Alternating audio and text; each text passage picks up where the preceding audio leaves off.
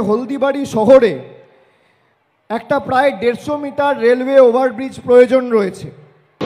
ওটাকে অভিষেক বন্দ্যোপাধ্যায় কোথায় বলেছে? আপনারা দেখছেন হলদিবাড়ি টাইমস। হলদিবাড়ি শহরে একটা প্রায় 150 মিটার রেলওয়ে ওভারব্রিজ প্রয়োজন রয়েছে। মেখলিগঞ্জ ব্লকের সাথে সংযোগ রাখার কারণে, এবং সেই কারণে প্রায় 1 লক্ষের বেশি মানুষের অসুবিধা হচ্ছে। আমরা খোঁজখবর নিয়েছি এই ব্রিজটি করতে প্রায় 18 থেকে 20 কোটি টাকা প্রয়োজন হবে। নির্বাচন শেষ হয়ে যাওয়ার 6 মাসের মধ্যে মেখলিগঞ্জে এই ব্রিজ আমাদের সরকার করবে, আমাদের গ্যারেন্টি। হলদিবাড়ির মূল সমস্যা যে রেলগেটের ওখানে ফ্লাইওভার হওয়ার কথা, কিন্তু 6 মাস পেরিয়ে গেল এখনো হচ্ছে না। বিরোধীরা কটাক্ষ করছে নাকি ভোট পাওয়ার জন্য এরকম করা হয়েছে।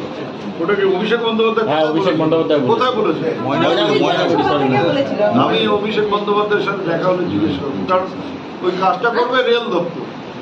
হ্যাঁ, আমরা দেবো জমি, আচ্ছা, অর্থ দেবে রেল দপ্তর। রেল দপ্তর যদি অর্থ বরাদ্দ করে তখন আমরা জায়গার জন্য, ও এমপি হিসেবে পার্লামেন্টে নিশ্চয়ই এটা তুলে ধরবে। এই কথাটাই আমার মনে হয় বলতে